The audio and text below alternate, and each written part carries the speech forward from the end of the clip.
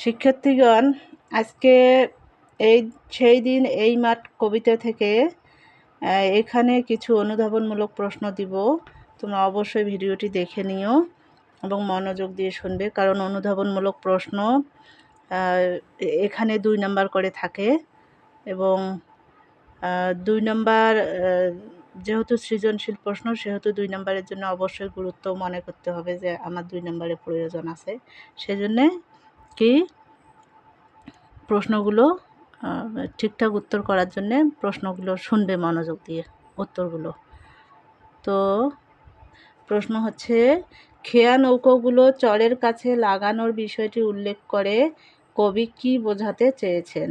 উত্তর, প্রশ্নোক্ত চরণে গ্রাম বাংলার প্রকৃতির স্বভাব চিত্র তুলে ধরে কবি বোঝাতে চেয়েছেন কোনো মৃত্যুই প্রকৃতির স্বাভাবিকতাকে স্থবির করে দিতে পারে না। প্রকৃতি চিরকাল তার স্বাভাবিকতা বজায় রাখে।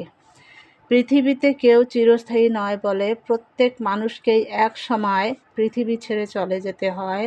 কোনো মৃত্যুই সময়ের বহমানতাকে প্রভাবিত করতে পারে না। পৃথিবীর সব কিছু আপন গতিতে চলতে থাকে, তাই কারো মৃত্যুতে প্রকৃতির কোনো পরিবর্তন হয় না। প্রকৃতি আপন গতিতেই গতিশীল। পৃথিবী তার চলার গতি যেমন হারায় না, প্রকৃতিও তেমনি তার স্বাভাবিকতাকে হারায় না।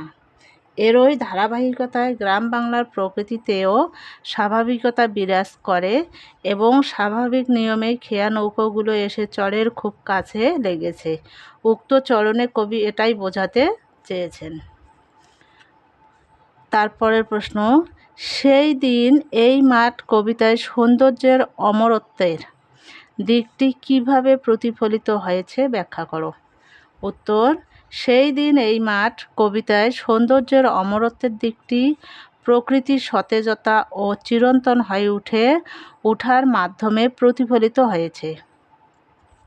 সেই দিন এই মাঠ কবিতায় কবি প্রকৃতির চিরকালীন সৌন্দর্যের এবং মানুষের স্বপ্নের অমরত্বের দিকটি তুলে ধরেছেন।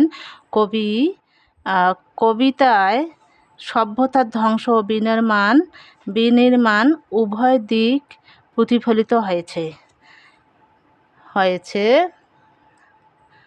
বিচিত্রভাবে বিবর্তনের মধ্যেও রূপ রস গন্ধ নিয়ে প্রকৃতি টিকে থাকে। জাগতিক নিয়মে নশ্বর মানব জীবন স্রোত চলে অবিনশ্বর প্রকৃতির বিপরীতে। টিকে থাকে কেবল মানবীয় কর্ম, চিন্তা আর স্বপ্ন। প্রকৃতির নানা বিষয়ের সঙ্গে এগুলো মিশে অমরত্বের দাবি করে। তারপরের প্রশ্ন আছে, আমি চলে যাব কথাটি কেন বলা হয়েছে? উত্তর, সেই দিন এই মাঠ কবিতায় কবি মৃত্যুর মধ্য দিয়ে এই পৃথিবী থেকে চলে যাবেন বলে প্রশ্নোক্ত উক্তিটি করেছেন। পৃথিবীতে কেউ চিরস্থায়ী নয়। মৃত্যুর মধ্য দিয়ে মানুষের জীবন অবসান হলেও প্রকৃতির কোনো পরিবর্তন হয় না। প্রকৃতি তার রূপ রস গন্ধ সৌন্দর্য নিয়ে টিকে থাকে। প্রকৃতি স্বাভাবিক নিয়মে তার রূপ রস গন্ধ সৌন্দর্য বিলিয়ে যায় প্রজন্ম থেকে প্রজন্মে, যার ফলে কবি মৃত্যুবরণ করে পৃথিবী ছেড়ে চলে গেলেও প্রকৃতি চালতা ফুলের শিশিরের জলে ভিজে নরম গন্ধ বিলানো বন্ধ করে না দিয়ে অনন্তকালব্যাপী তার গন্ধের ঢেউ প্রবাহিত হতে থাকে। সেই বিষয়টি কবি অনুভব করেছেন। তো শিক্ষার্থীগণ, আজকে এতটুকুই দিলাম। অনুধাবনমূলক প্রশ্ন এই কয়টি দিলাম।